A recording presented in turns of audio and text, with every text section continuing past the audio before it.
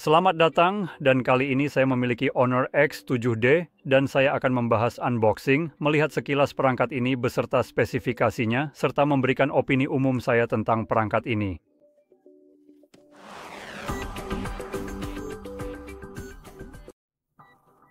Oke, jadi mari kita langsung saja mulai.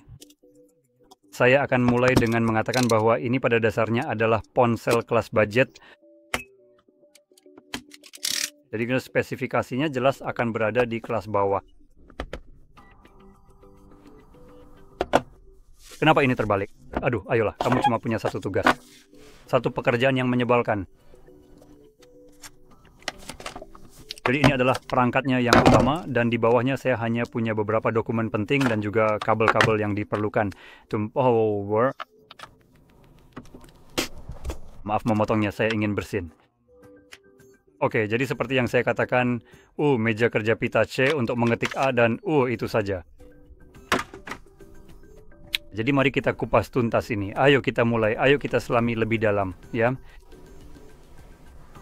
Berikan aku anak panah ini, jadi mengapa tidak terkelupas demi Tuhan? Ayo mari kita lakukan lagi satu pekerjaan penting ini. Ini dia. Oke, sekarang ini sudah benar-benar mati. Mari kita pasang. Oke, jadi begitu. Mari kita bahas lebih lanjut mengenai hal ini dengan seksama sekarang juga. Sebentar lagi kamu akan melihat layarnya di sini, dan layarnya berukuran 6,7877 inci. Jadi ukurannya cukup lumayan, itu kata dia. Dan resolusinya di sini memang agak di sisi bawah, yaitu 720 kali 16 110. Jadi pada dasarnya ini resolusi 720p yang untuk tahun 2025. Sebenarnya saya akan bilang ini rendah, tapi jujur saja, game-game sekarang berjalan di sekitar 480p karena upscaling dan AI. Ngomong-ngomong, perangkat ini hadir dengan tombol AI. Sejauh yang saya tahu, kita sebenarnya sudah punya itu. Itu adalah tombol power yang diubah fungsinya menjadi itu. Jadi sekarang kita punya AI di tombol power, dan kita juga punya tombol khusus. Tombol untuk itu. Jadi pada perangkat ini kami baru saja menambah jumlah cara meluncurkan AI omong kosong sebanyak 25% tambahan mungkin. Jadi kita mulai dari sudut melalui aplikasi dengan menahan tombol daya, dengan mengucapkan frasa tersebut, dan sekarang melalui tombol AI. Besar. Rasanya satu saja tidak cukup. Tidak, kita punya 100 cara berbeda untuk meluncurkan omong kosong yang sama. Luar biasa. Baiklah, mari kita lihat sekilas pengaturannya supaya kita bisa melihat seperti apa tampilannya dan seberapa cepat pengaturannya berjalan. Baiklah, bayi tekilat agak lambat. Keren, terserah, datanya bagus. Ya, privasi dan apapun, jangan lacak saya seolah-olah Anda akan mendengarkan saya Google. Aku akan percaya itu. Tidak terpaksa ke tidak, silakan saja pergi dengan pengumpulan data dan gerakan navigasi Anda tentu saja. Wah, itu kasar sekali. Sekarang perangkatnya sudah ada di layar utama. Kelihatannya perangkat ini berjalan cukup baik jika melihat segala sesuatunya. Mari kita tekan tombol daya. Oh ya, ini adalah asisten AI di ponsel. Dan apa sih AI di sini? Mungkin kamu bertanya-tanya. Tidak ada sama sekali. Kita punya catatan, kalkulator, senter, tangkapan layar, pada dasarnya daftar tugas, jangan ganggu, buka aplikasi, bersihkan, dan perekam layar. Mana di antara itu yang AI? Tidak ada satupun. Benar-benar tidak ada satupun. Luar biasa. AI omong kosong yang hebat, padahal sama sekali bukan AI. Apa sih yang kamu lakukan di sini, Honor? Apa ini? Kamu bilang ini tombol AI. Itu bahkan tertulis di kotaknya. Dan bahkan tidak ada fungsi AI sama sekali. Jadi kamu benar-benar cuma ngibul soal ini. Sekarang mari kita lihat yang ini. Apakah ini benar-benar menjalankan AI? Lihat itu. Yang ini benar-benar bisa. Baguslah. Tapi tombol khususnya nggak melakukan apa yang seharusnya dilakukan. Oke. Luar biasa. Sekarang.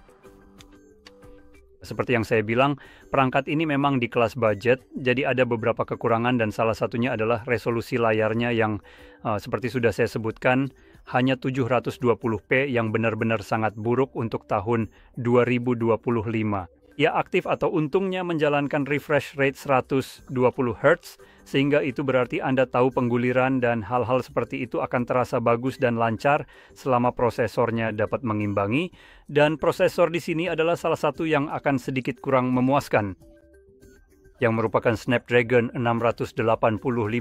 Wah, kita seperti menggunakan teknologi yang ketinggalan zaman di sini. Kapan tepatnya prosesor ini dirilis? Izinkan saya memeriksanya sebentar.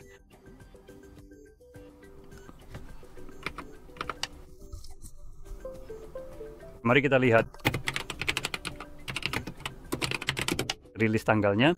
Dirilis pada bulan Januari 2022. Wow, kita sekarang punya tahun 2025. Sebenarnya akhir dari itu.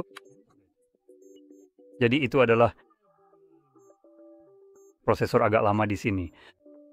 Dan pada saat Snapdragon merilis prosesor ini adalah prosesor kelas bawahnya. Jadi kita tidak hanya mendapatkan prosesor kelas bawah di sini, ini adalah prosesor kelas bawah yang lama. Besar. Kami memulai dengan baik untuk 150 euro yang sangat besar. Sejujurnya pada titik ini ponsel ini lebih terlihat seperti lelucon atau penghinaan daripada perangkat yang benar-benar menarik, dan saya akan jelaskan sebentar lagi alasannya. Sekarang mari kita lanjutkan dengan spesifikasinya. Jadi kita punya 128 GB dengan 6 GB RAM di sini untuk varian dasar. Bisa nggak sih tolong buka kuncinya? Ayo dong. Nah, akhirnya.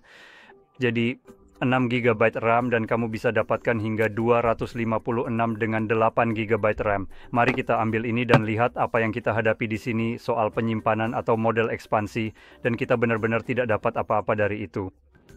Tidak ada ekspansi. Jadi 256 adalah kapasitas penyimpanan tertinggi yang bisa kamu dapatkan di perangkat ini. Semoga saja kamu tidak pernah butuh lebih dari itu.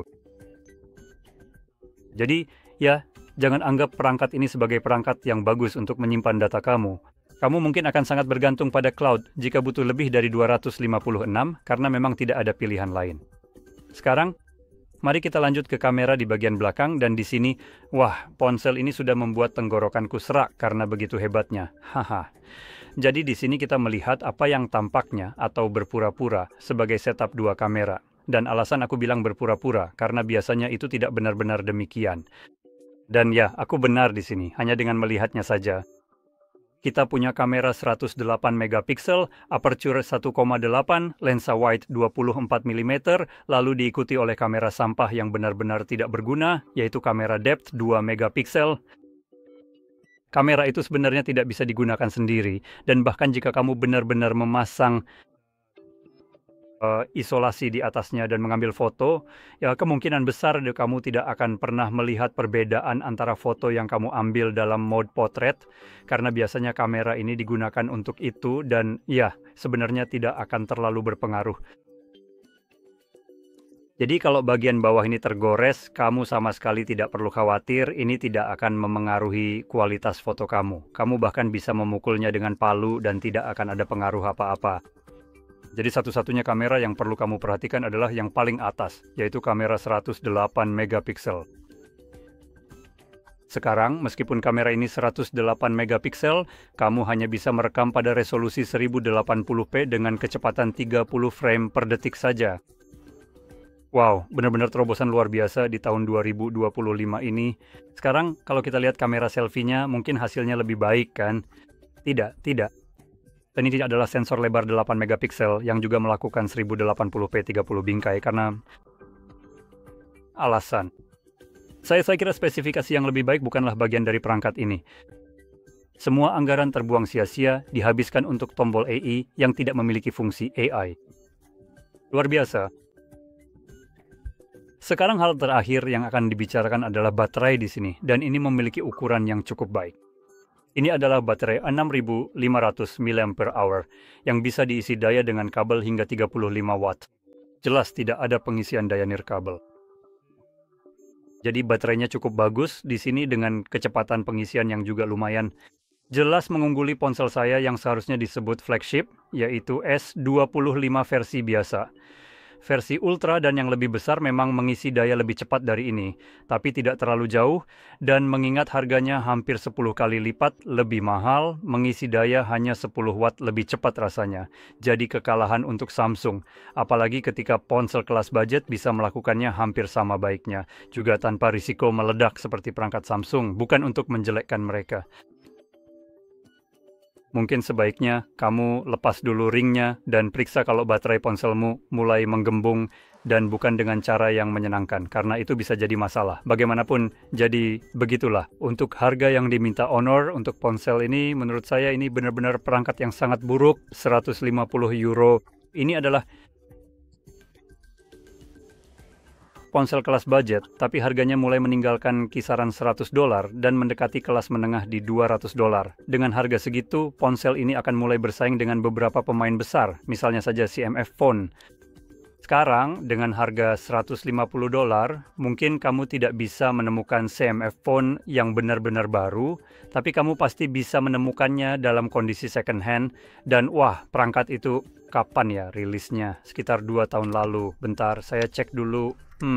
CMF, Phone One, perangkat itu dirilis tanggal 8 Juli 2024. Oke, jadi seperti yang saya sebutkan, CMF Phone One harga MSRP-nya adalah ternyata sekitar 200 atau 149 euro. Jadi kalau sekitar 140, pada dasarnya 50 euro, itu benar-benar sama harganya dengan yang ini, karena ini 150 euro. Jadi ponsel ini benar-benar mencoba dijual dengan harga yang sama seperti CMF Phone. Dan untuk memberikan sedikit perbandingan, hanya perbandingan singkat yang seru, harganya sama, kan? Kita punya baterai yang lebih kecil, dan itu di CMF Phone. Oke, pengisian dayanya juga lebih lambat di 33 watt dibandingkan 35 watt. Selisih 2 watt tidak akan terlalu berpengaruh. Ukuran baterai memang sedikit berpengaruh, yaitu 5.000 dibandingkan 6.500, itu memang penurunan. Tapi yang kamu dapatkan dengan harga yang sama adalah, pertama, resolusi lebih tinggi di 1080 x 2400. Jadi kamu benar-benar mendapatkan resolusi Full HD, tidak seperti yang kita punya di sini. Kamu juga dapat layar AMOLED, jadi warna hitamnya pekat, rasio kontras sempurna, refresh rate 120 Hz, dan full rate 960 Hz untuk layarnya, jadi sangat responsif, sangat cepat, dan pada dasarnya tanpa delay. Layarnya juga jauh lebih terang. Jadi kita sedang membicarakan layar yang benar-benar mengalahkan ponsel ini habis-habisan. Seperti yang saya bilang, ini benar-benar lelucon saja.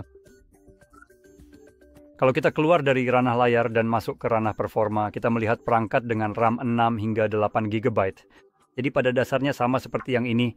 Tapi kamu juga mendapatkan kapasitas penyimpanan yang sama dari 128 hingga 256. Namun ada perbaikan. Anda mendapatkan penyimpanan habis pakai. Jadi itu satu hal. Yang lainnya adalah prosesor yang menggerakkannya. Dimensi 7300 menjadi prosesor yang jauh lebih cepat daripada yang kita miliki di sini. Dengan harga yang sama, saya ingin menegaskan kembali bahwa ini adalah ponsel dengan harga yang sama dengan spesifikasi yang jauh lebih baik. Dan dalam hal kamera, ini adalah langkah maju. Anda dapat merekam pada 1080p 60 bingkai dan 4K 30 sementara selfie memberi Anda 16 megapiksel dengan 1080p 30. Jadi jumlah piksel lebih tinggi. Tetapi dalam hal perekaman video dan kecepatan bingkai, ini hampir sama. Hanya saja mungkin terlihat sedikit lebih baik, tetapi yang belakang akan menjadi peningkatan meskipun sensornya 50 megapiksel, yang memungkinkan Anda melakukan 60 bingkai. Bukan 30 yang sedikit yang dapat dilakukan ponsel ini dengan harga yang sama, sambil juga menawarkan 4K. Jadi seperti yang saya sebutkan, ponsel CMF mungkin menjadi pilihan yang jauh lebih baik dibandingkan dengan ini. Ini adalah perangkat yang sudah dirilis seperti setahun yang lalu dan masih mengungguli ponsel yang dirilis saat ini. Jadi, saya sendiri tidak begitu yakin alasannya. Kenapa mereka meminta begitu banyak uang untuk sesuatu yang sebenarnya tidak terlalu istimewa? baterai silikon karbon di sini. Setidaknya saya menduga ini silikon karbon mengingat kapasitasnya 6.500 mAh, tidak cukup bernilai dan bukan peningkatan yang begitu hebat untuk meminta Anda membayar 150 euro ketika ada perangkat yang jauh lebih cepat dan menawarkan penawaran yang pada dasarnya lebih baik. Harganya sama dan mereka hanya mengorbankan baterai silikon karbon karena pada saat itu ide untuk memasangnya di ponsel Anda belum terlalu menonjol dan juga ini adalah perusahaan AS. Jadi AS memang sedikit lambat dalam mengadopsi beberapa teknologi baru seperti silikon karbon, tapi bagaimanapun juga ini adalah Honor 7 XD atau maaf, mungkin itu nama yang akurat, tapi sebenarnya X70. Oh, dan saya juga belum menyebutkan satu bagian penting terakhir. Ponsel ini di sini adalah ponsel 4G di tahun 2025. Yang saya bicarakan sebenarnya, saya percaya, adalah ponsel 5G, meskipun saya tidak bisa benar-benar mengonfirmasinya dengan cepat. Jadi bagaimanapun juga, bahkan jika bukan, ponsel itu tetap akan mengungguli yang ini di kisaran harga yang sama. Jadi benar-benar tidak ada persaingan di sini. Jadi saya sangat merekomendasikan untuk mengecek ponsel CMF daripada yang ini jika Anda belum membelinya, dan tentunya jika Anda memang punya pilihan untuk membeli perangkat seperti itu. Jika tidak, yang mana mungkin saja terjadi, saya tidak tahu, mungkin di Tiongkok atau dimanapun Anda berada, perangkat-perangkat ini tidak dijual, maka pilihan Anda jauh lebih sedikit dan jelas jika berbicara soal harga dan performa, ponsel CMF benar-benar adalah pilihan terbaik yang bisa Anda dapatkan sejauh ini. Dan tidak banyak perangkat lain yang bisa bersaing dengan performa dan harga seperti itu. Jadi inilah perangkat yang selalu saya sebutkan karena saya benar-benar heran perusahaan ini bahkan menjualnya. Ya, saya rasa itu cara terbaik mengatakannya. Karena saya tidak tahu apakah mereka untung dari produk ini, mengingat betapa bagusnya penawaran yang diberikan. Jika mereka memang untung, maka Honor jelas-jelas berusaha meraup untung dari produk yang satu ini. Jauh lebih tinggi dari seharusnya. Jadi intinya seperti itu. Itu sudah merangkum semuanya. Bukan perangkat terbaik untuk harga yang ditawarkan. Ada banyak pilihan yang jauh lebih baik untuk Anda pertimbangkan. Sebenarnya ada satu pilihan yang jauh lebih baik dari ini dengan harga yang sama. Jadi saya sarankan untuk mengecek pilihan itu. Dan baru pertimbangkan produk ini. Jika pilihan lain tersebut tidak tersedia, bagaimanapun, jika Anda merasa video ini sangat membantu, jangan lupa untuk tekan like, subscribe, dan terima kasih sudah menonton.